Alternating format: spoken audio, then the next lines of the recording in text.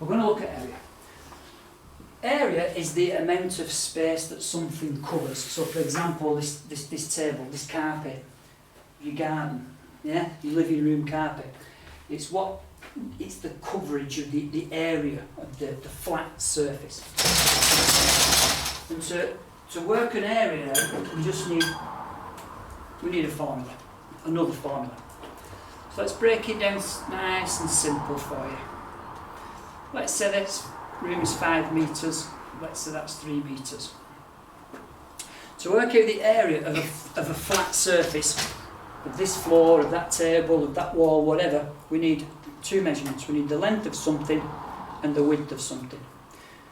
That's if it's a flat surface.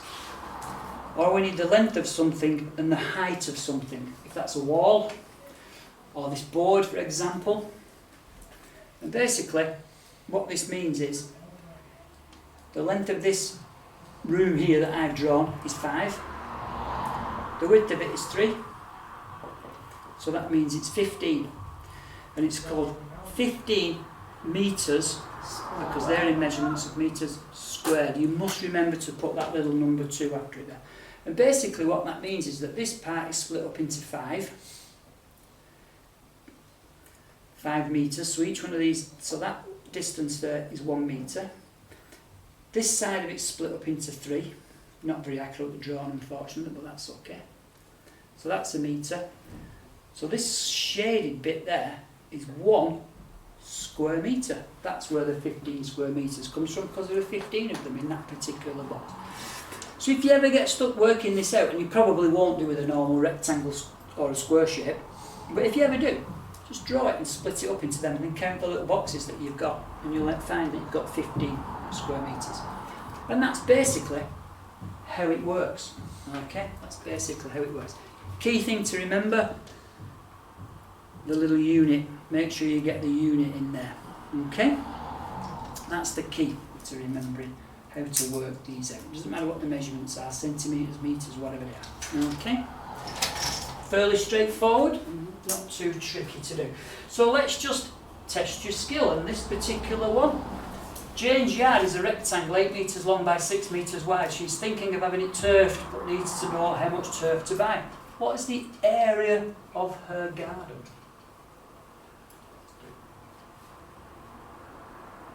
48 metres squared. Yeah. 48, yeah. 8 times 6 there is. Remember that figure. Jane's garden comes up again in a bit. So remember, 48 square metres for Jane's garden. Okay, so far so good. So far so good. We'll skip this next slide and go straight onto this. So here's another little example, slightly more tricky. So there we've got Robin Hood. Okay. Robin Hood's got a question for us. Once upon a time, Sherwood Forest was 20 miles from north to south and 8 miles from west to east. Now it's only 13 miles north to south and 7 miles west to east. How much forest have I lost?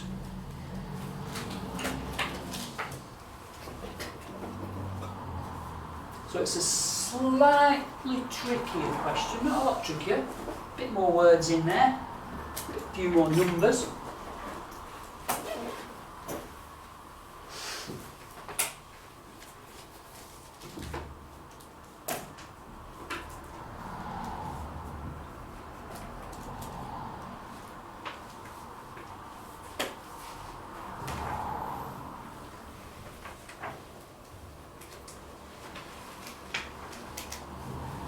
So how much forest has he lost? What are your sums? What are you going to do first? Do 20 by the 8 to find out what it was. Okay, so 20 times 8, 8. which is 160. 160, so it was 160 square miles. That's that bit of the question done. Question's halved already.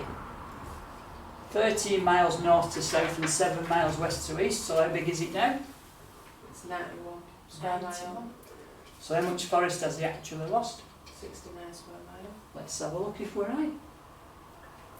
Yeah, so area of it when it was original, area of it now, it's obviously shrunk a little bit, and he's lost 69 square miles. So that's quite a lot of forest to lose, to be perfectly honest. I don't know why how he's lost all that forest, but yeah. So nice and easy, nice and straightforward, working out the area of a rectangle, working out the area of a square. It's fairly easy to do. Length times width or length times height. Nice and easy, nice and easy. Yeah, that's okay, isn't it? Yeah, that's okay. But, there's always a but. And it's like with the perimeter questions. Not all shapes are regular, okay? What about these kind of shapes, okay? Composite shapes made up of two or more shapes. How do we work these out, okay? There's a couple of different ways of working these questions out. There's a couple of different ways, and we're going to focus mainly on these two here. They're the same, but we're just going to focus on these two for the time being. So I'm going to show you two different ways, and it's up to you to decide which way you think is the best way to do this, okay? This is the best way. You just need a piece of paper. So right, we're going to focus on this first. So we've been given this as a question, and we can see, first of all, quick check, all the measurements are in centimetres, so we don't have to do any kind of conversion between centimetres, metres, whatever. Everything's in centimetres, that's okay. Quick look at the shape, yeah, it's a funny looking shape, it's not a rectangle, it's not a square. So what we do, we draw ourselves an imaginary line down there, okay? It's up to you where you draw a line, you could draw it across there, but I've drawn it down there. And then what I do, I take my piece of paper, or my hand, or anything I've got available, and I cover this bit up. So now what I'm looking at is just this long rectangle here. And I can see now that I've got the length of it, which is 11, and I've got the width of it, which is 2. So it's 11 times 2. That's just this bit here, just this long bit. Length times width, 11 times 2. There it is, yeah? Now I've worked that side of it out, so I take my piece of paper and I cover that side up now. And now I've got this bit to work out, okay? So I'm looking for the key numbers. Well, it's not a 2 because that's way up there. That 5 relates to this measurement here, so that can ignore that. This 6 related to that measurement there at the bottom. Do I need it? No. There's the two numbers I need. 4, 6. 4 times 6, 24. So this part of the shape is 24. There it is, 24. So that's 22, that's 24. We add them together, so the total area of that shape is 46 square centimetres. Yeah? That's okay, isn't it? So that's one way of doing it. Do you not need to do anything with the 5? Like, Don't need it. Don't need it.